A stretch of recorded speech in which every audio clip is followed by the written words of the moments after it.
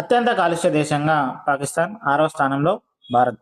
ప్రపంచంలోని అత్యంత కాలుష్య దేశంగా 2025లో పాకిస్తాన్ నిలిచింది.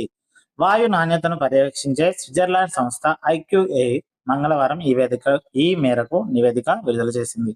మొత్తం 143 దేశాలు, 9446 నగరాల్లో వాయు నాణ్యత పరీక్షలు నిర్వహించిన తర్వాత 130 దేశాలు ప్రపంచ ఆరోగ్య సంస్థ సూచించిన వాయు నాణ్యత ప్రమాణాల అమలులో విఫలమయ్యాయని తెలపడం జరిగింది.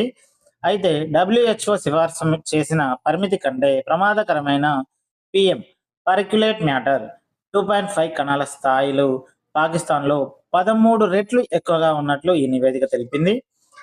ఈ దేశంలో గాలి నాణ్యత అత్యంత ప్రమాదకర స్థాయిలో ఉండడం వల్ల ప్రజలు ఉక్కిరిబిక్కిరవుతున్నారని వెల్లడించింది.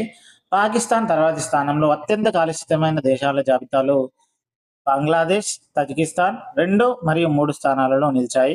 ఈ జాబితాలో భారత్ 6వ స్థానంలో ఉంది.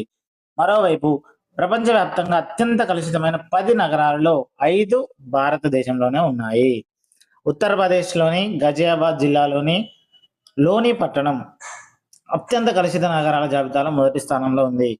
ఇక్కడ సగటు PM 2.5 సాంద్రతతో క్యూబిక్ మీటర్కి 112.5 మైక్రోగ్రాములుగా నమోదైంది.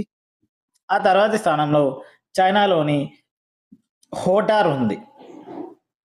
అదేవిధంగా భారత్లోని బైర్నిహట్, ఢిల్లీ, గజియాబాద్, ఉలాలు మొదటి 10 కాలుష్య నగరాల జాబితాలో ఉండడం ఈ నివేదిక ద్వారా తెలపడం జరిగింది.